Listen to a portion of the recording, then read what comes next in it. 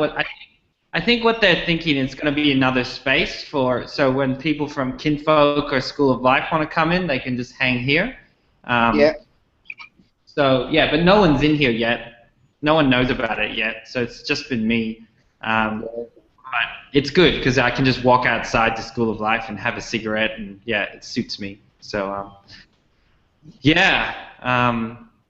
How are you? What's happening? I'm just writing an article, which has taken me a long time. On, I think we've spoken about this before about creative thinking and foresight and stuff. And it's just it's from my thesis that I wrote a couple of years ago. But I think there's more than one article in my thesis. Yep. So I don't really know how to do it. I've never written an article before, and it's really complicated, of course, and I need some help, I think. But I don't really have anyone who can help. I think you have to do it yourself, and then when you've sort of attempted to write an article, you have to just get feedback on it. I don't know how it works. I mean, I'm not in academia, so. But it's interesting. But it's sort of going back to where I was like a couple of years ago when I was thinking a lot about creativity. And that's a challenge for me to go back and revisit my own, what I was interested in back then. You know, it's always hard to go back, I think. Yeah, right. Then your thinking has changed so much. So, yeah. I guess I just have to do it. It's just one of those things, you know. You have to sort of package your thinking in a way that other people can understand it. Which is hard, especially when you have such niche terminology and language and stuff that, yeah, it's hard to unpack it. It's like, how the fuck do you explain, you know, when you're learning a new language and someone asks you one of these weird questions like, what's the difference between there and there? And like, I don't fucking know. You just yeah. I don't know, but just get it. Yeah, I feel like it's like that sometimes. Yeah, that's true. Yeah. Do you speak Do you speak other languages? Yeah, I speak Japanese. Oh, you speak Japanese. Cool. Yeah. Yeah. I mean, it's not 100%, but like, yeah, I grew up with Japanese in my household, so I can understand it. And yeah, I can't really write. I can't really talk business Japanese. It's just more like sort of conversational Japanese, which is enough. I had some good conversations recently about Japan, and oh, cool. Because I've always seen Japan as sort of a bit ahead of the rest of the world in many respects, but in other ways behind. You know, like the sort of openness is quite sort of, I think, quite behind, like the sort of structural closeness. Yeah, hierarchy and bureaucracy and yeah. There was an article I read maybe a month or maybe two that talked about like Japan's innovation problem. In that, like, because it's a very sort of Western thing to be open and knowledge flows and like, you know, there is this kind of, it's just different. You know, when you have those collectivist cultures, like how they engage with innovation is probably very, very, very different. Exactly. And so I've been thinking about what comes after open innovation, you know, like, because that's sort of you can't get more open than, you know, you want to involve everyone in your innovation process. But maybe we could call it. We'll call it post-open. Post-open innovation.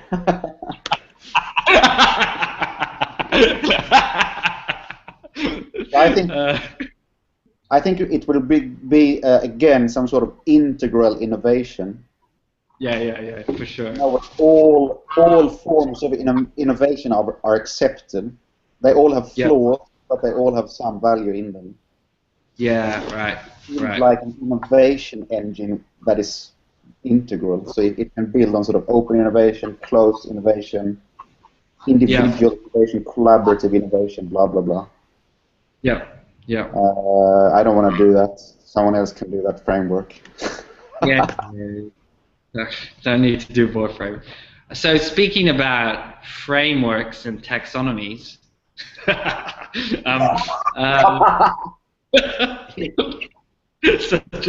you know what I love about our relationship? We can laugh. It's almost like our laugh at geeky stuff. It's like we simultaneously love it, but we're also like. But it's also so geeky. I mean, no one could open that a sentence with those words without being ridiculed. You know? Yeah.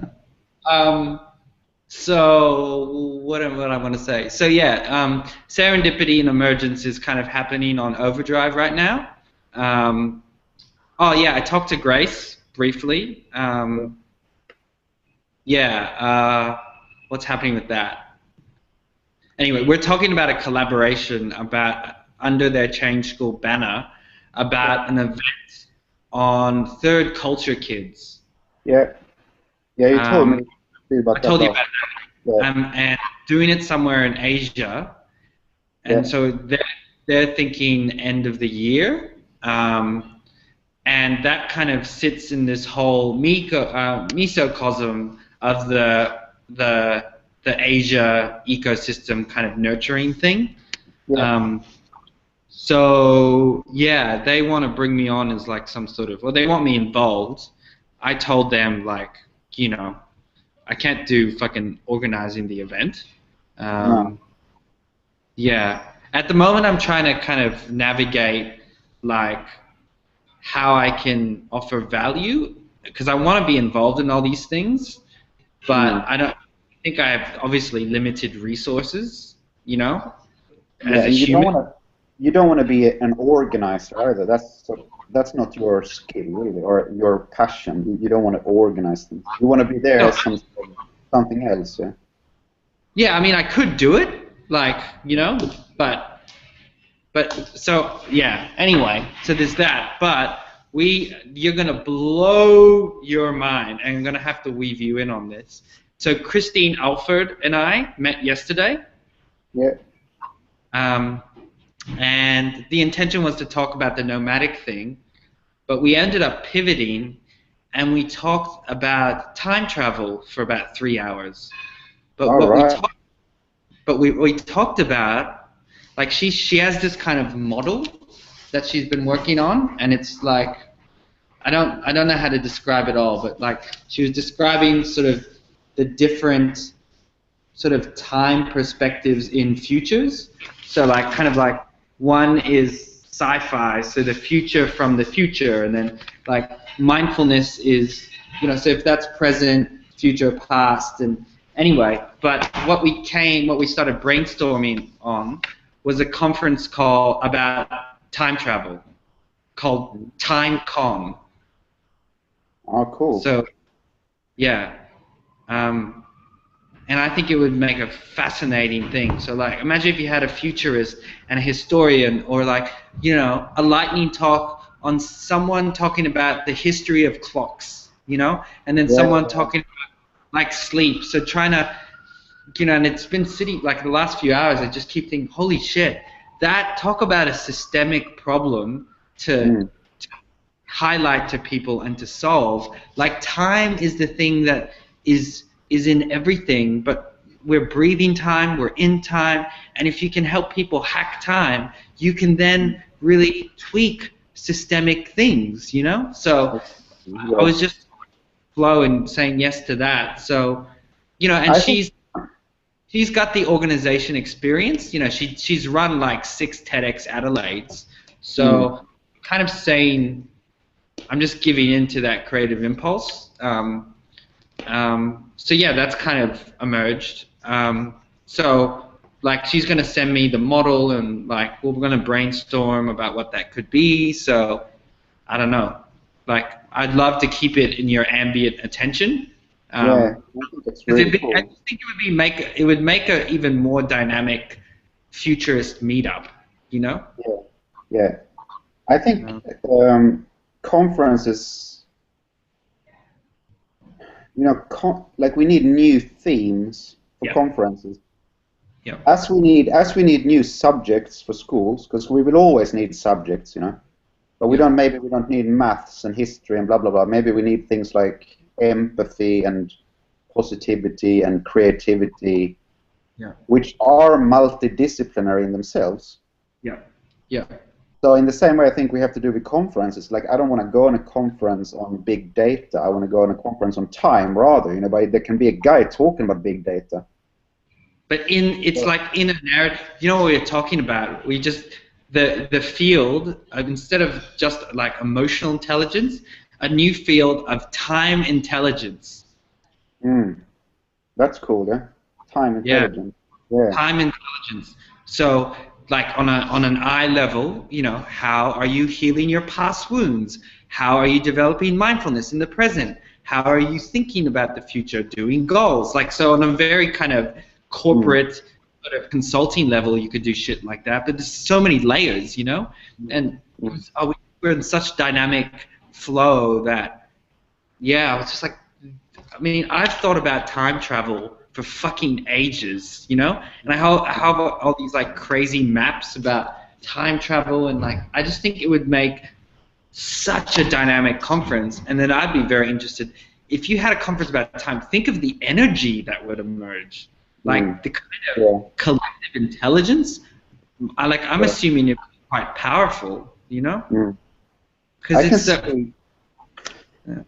can see it in front of me. I can see the posters and things and clocks and, you know. Yeah.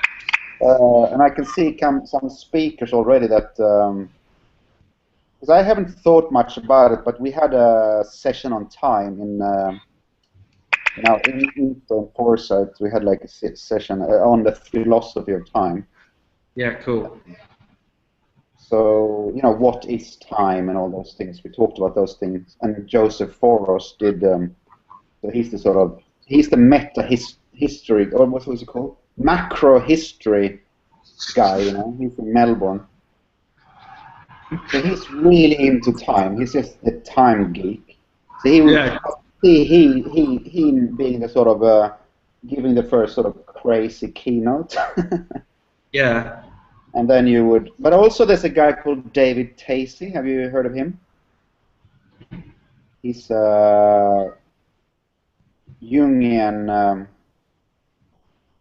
professor of, I don't know what he is, but he's really into time and the sort of Aboriginal. Oh, yeah. Can you imagine like an elder talking about dream time? Wow. Exactly. That is so cool that you can get in that aspect as well. You can get in the wisdom traditions in that as well. Yep. It's a good theme. I think it's excellent. Yeah. Time travel. And you could talk about time travel, I don't know, and then like, fuck, it's just so fucking good. Like, I just think it would, I don't know. Yeah, anyway, I'm still blown away. I feel very called to partake in that. Like, yeah. Where would you do it? Sorry? Where would you do it? Melbourne. Yeah, okay, yeah. She was saying like Adelaide. She was adamant it shouldn't be Adelaide. So. No, I think Melbourne is good. Yeah, but like, yeah, maybe you could do a talk. Who knows? But she was saying September. If you look on my Facebook, yesterday I asked what is time. Yeah. And that was because of that conversation. So, and what I find interesting about time is everyone kind of has an opinion about it because everyone has been in it their whole lives. What is time? Yeah, okay, so you got heaps of responses here. That's interesting. Eh? You have a lot of... looking at it from such unique things. Like I liked Nick Jave said time is cultural imperialism. I thought that was really cool. Yeah, that's true. Yeah. So, like, can you imagine? Because he's like an adventurer. Like, how does an adventurer think about time? You know, and there's some really epic responses, as you can see. Mm.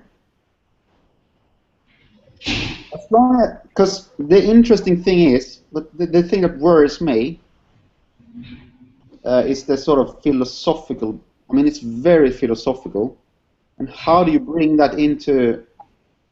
How do you move away from the sort of talk fest, or do you want a talk fest?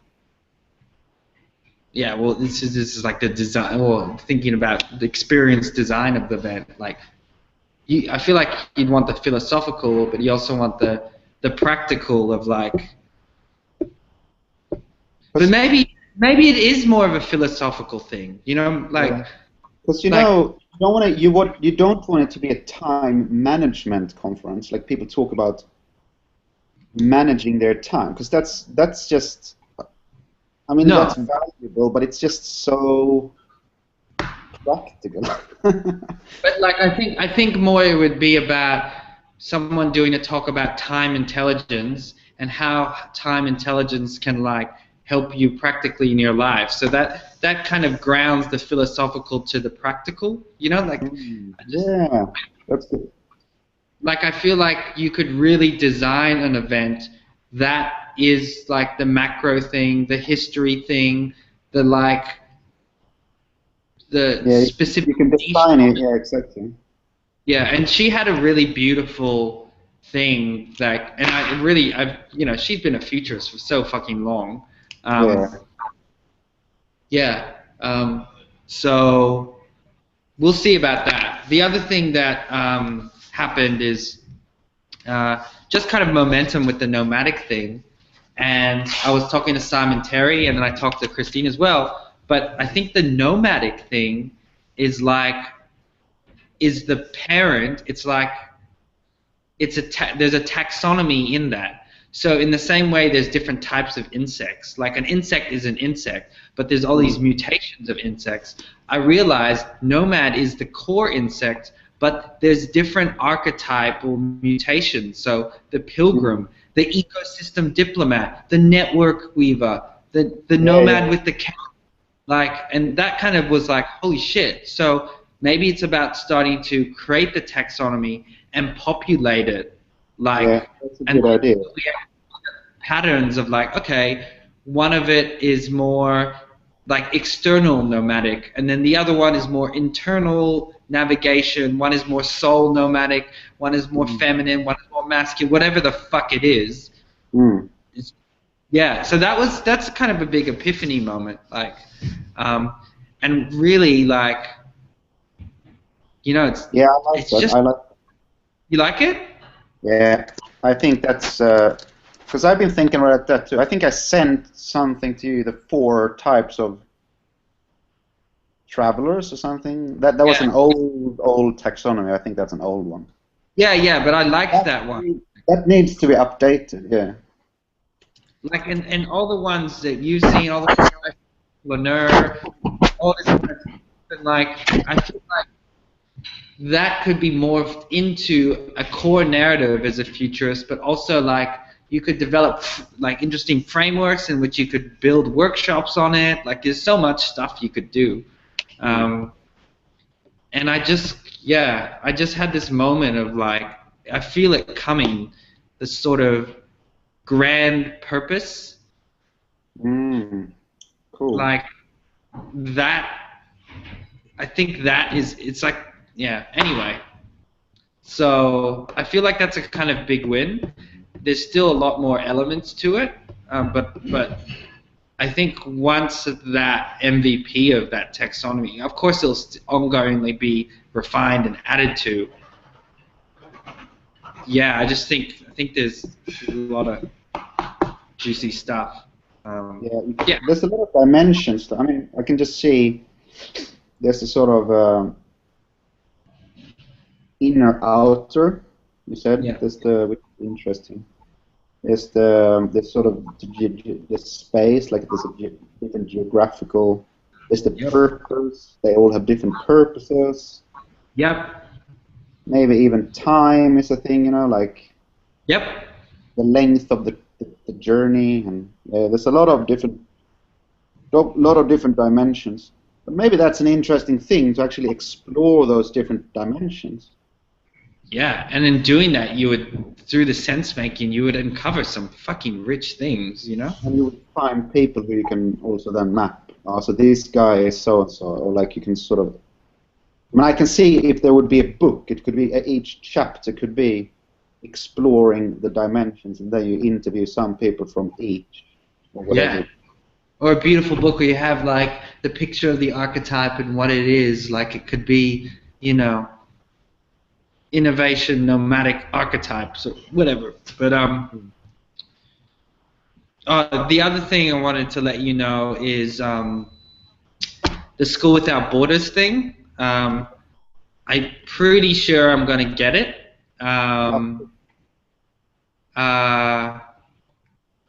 Yeah, he asked me to refine what I want to learn, and he just wanted me to simplify it.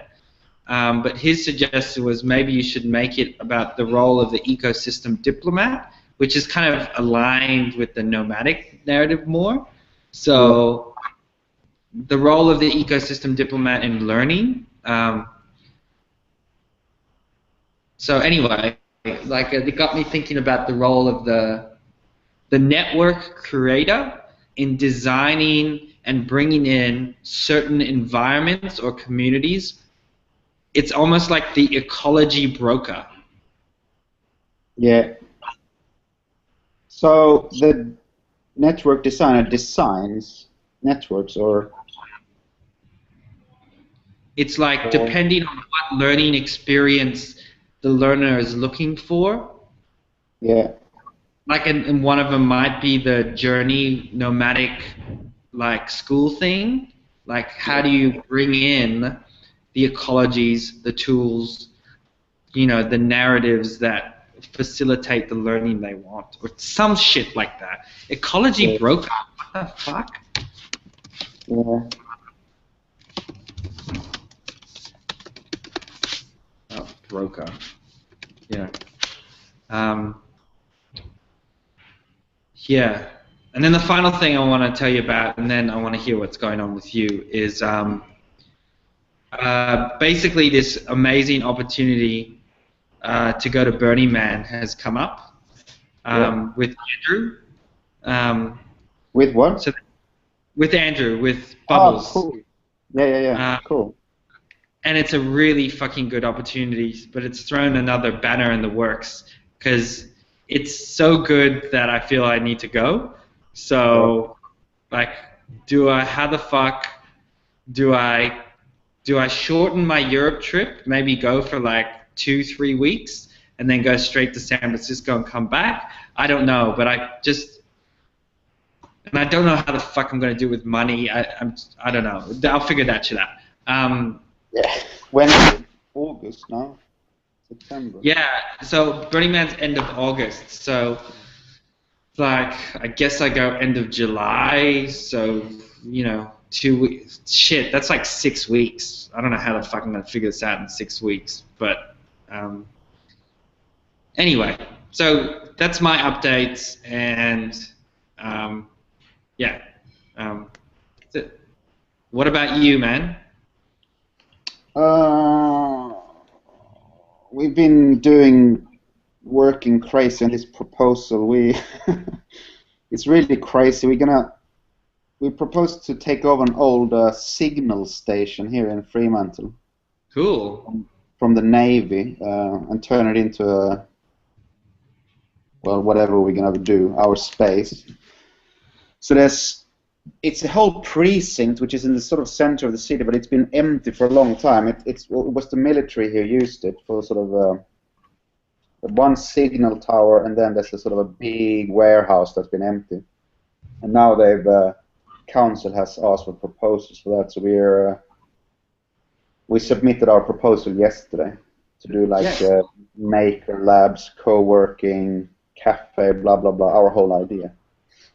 So that's it's just nuts when I think about it. Sometimes when I think about it, it's sort of logical. Like I can see how, because I think there's going to be way more unused space in the future.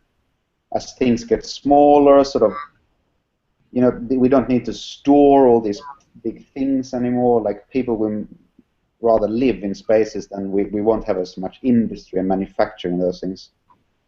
So in that sense, it's good. But then you think about like, then I had a good conversation with Juan last week, and we talked about we don't need any spaces anymore. You know, we talked about this. The future of space is no space. Like the world is our space. We don't have to rent or buy spaces anymore. Just use the spaces that are there, that are public.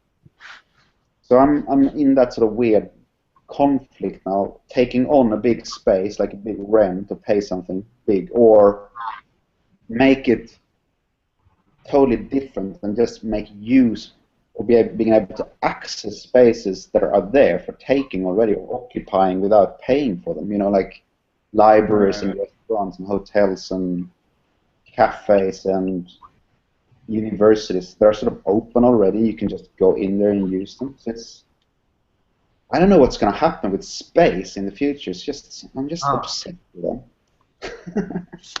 No, it's so true. It's so true. The whole like, yeah, it's fuck.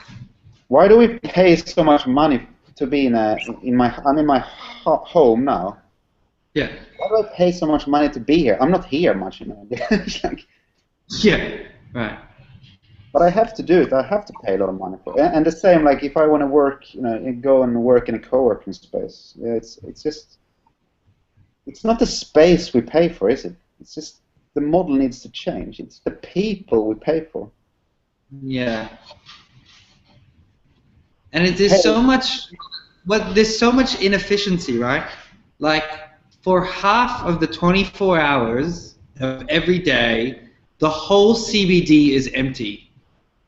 Yeah, exactly. Like what a fucking waste. Yeah. What a waste. And then on the other half, the whole of suburbia is empty. Yeah. Yeah, it's like and paying these exorbitant amounts for both when like you're not even fucking there. Yeah, you're only there half of the time.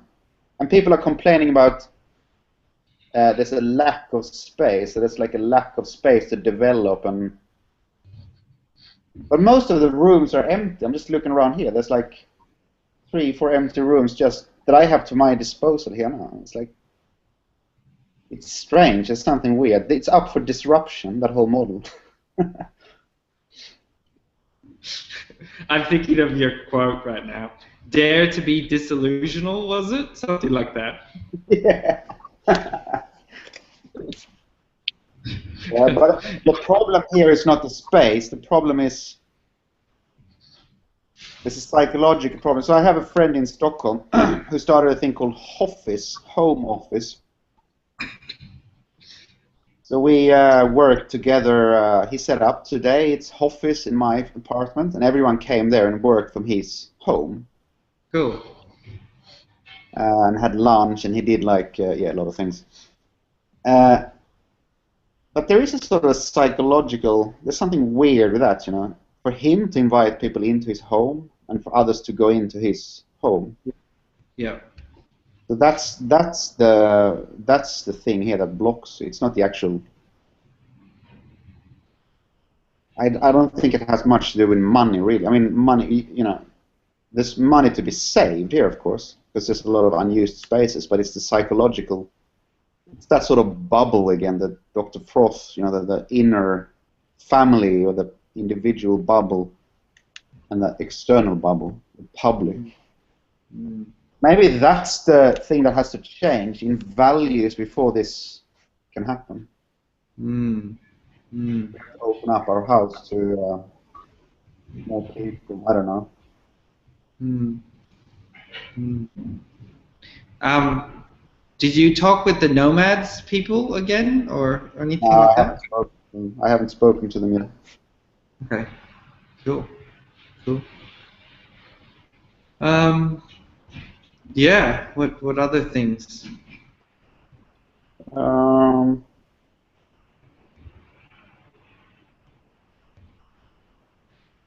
don't know what's happened. It seems like it's long time since we spoke, but it's probably only a week ago, isn't it? Yeah, it's only a week. Yeah. Yeah. Yeah. I don't look back. It's interesting that we talked about time. I don't look back much anymore. Yeah. I think that's I like. don't understand. I have no sort of. I'm not tracking how much I achieve and don't achieve. For example, sometimes I do a lot of things during a week and sometimes nothing. But I never look back, so I don't really know how much I've done. Yeah. Right. Right. Weird. Like, how do you sort of? Is that bad? You have to sort of. You have to look back as much as you have to look forward, maybe. Yeah. I think this is about the whole, the importance of being a time traveler, or like. Yeah. I think you need to like create sacredness for past, present, and future, because if you don't create sacredness for past, like you may not capture the insights that are coming from. Yeah, I don't know. Yeah, it's something like that. Because I often live in the future, and that's dangerous. Well, I think the next futurist is the timist. Yeah. Time mist. Yeah. You and me making fucking post buzzwords. Yeah. Post-futurism. Timeism. Timeism. Timeism. Fuck futures. Tim. Timeism. Yeah. Yeah, I like these post things, but it's good to, because post, when you say post, you don't take out any sort of, you just leave it open. You know, it's quite easy. Yeah, it feels like it's kind of not fully developed. Like, yeah, I like just timeism. Time travel. Yeah. Yeah, that's interesting. I like that time travel because it's a futurist, but it's also a historian and who's living in the present. And then it's also like, yeah, it's all three, and there's so many applications, past, present, future, self, through analysis, like, yeah, just, and then it translates a little bit more. I don't know. Yeah, I don't know. It's interesting. I think you can invite people more into it, maybe, because like not everyone lives in the future, but everyone does live in time, you know?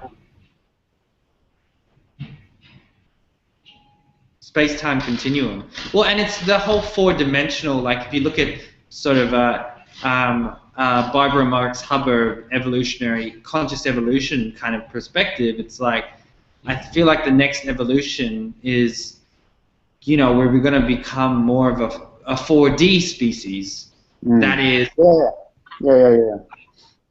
you know, we're really I mean, there's a reason why cinema is so obsessed with time travel. Why is that? Because it's probably like some deep thing that's been called for the future, the next evolution of like us, and maybe, you know, the time travel won't ultimately be like going to the past, but it's the psycho-spiritual center of gravity and always hacking past, present, and future, seeing through like it's just kind of like another.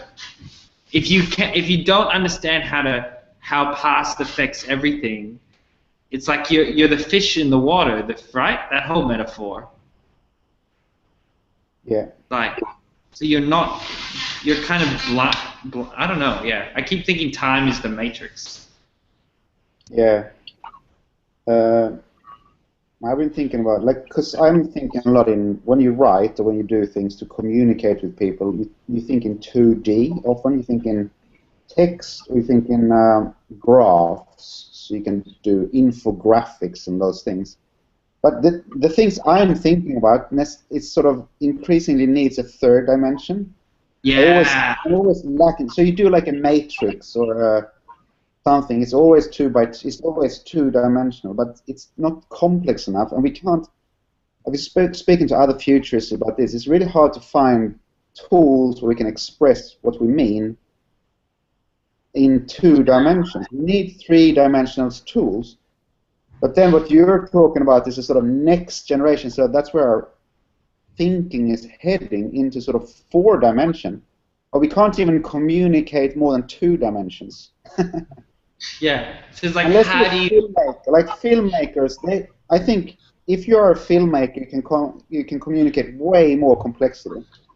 Yeah, for sure, right? Sound Right? and images, and you can do 3D and narrative. There's time. There's heaps of dimensions in films. But for me, writing an article now, which is going to be published on paper in a journal, it's just so fucking 2-dimensional. Yeah. Like, and we're probably tapping into like 5D spaces. So I don't know what 5D is, but like parallel universe, like that whole intergalactic which will open up more dimensions. And how the fuck do you communicate that in 2D? That's bullshit. It's like. Yeah. I need to learn what some of those. I don't know what I'm going to learn. I feel like learning to make.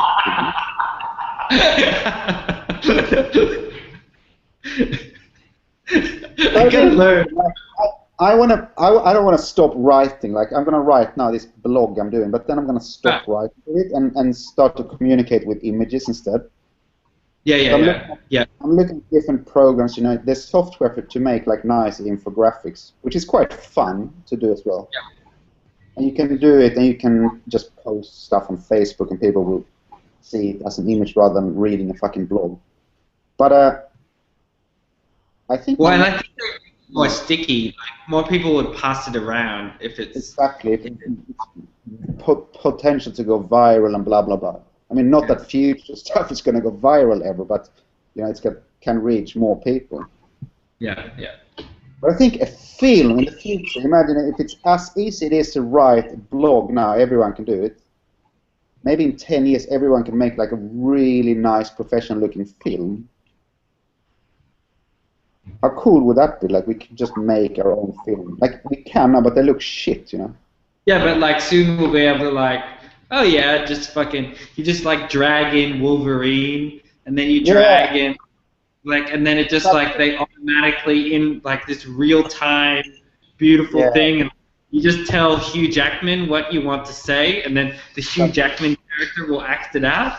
Yeah. That's gonna happen. That's so cool. Ooh, that's gonna be cool. Then you can just write a story around crazy shit, and you can have different actors, and you can have like, you can take old films like I want to take Taxi Driver and Matrix and.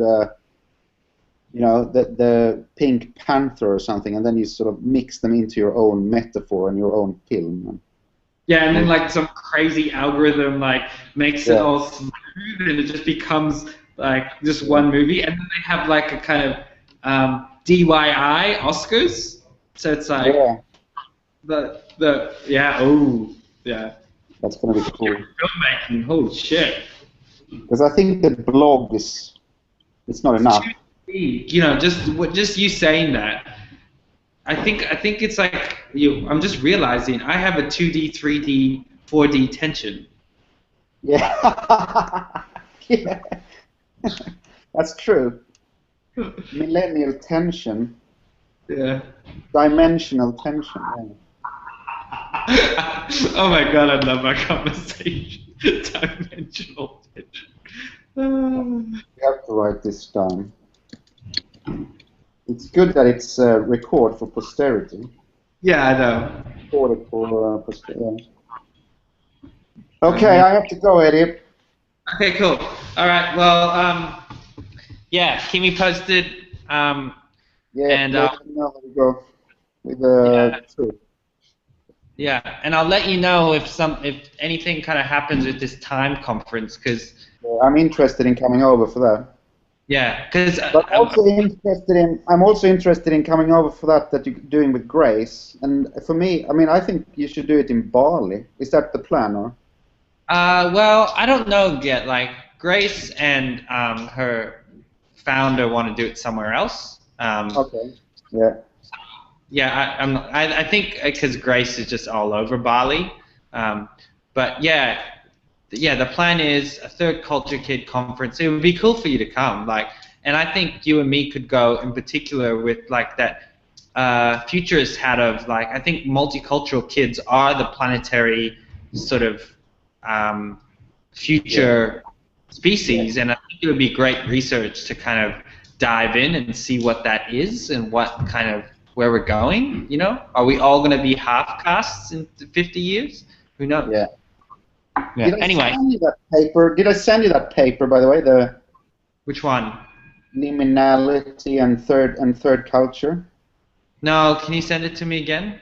Maybe you did. Yeah, I'll send it to you. All right, dude. I'll see you next week. Yeah, see you next week. All right. Bye, dude. Bye.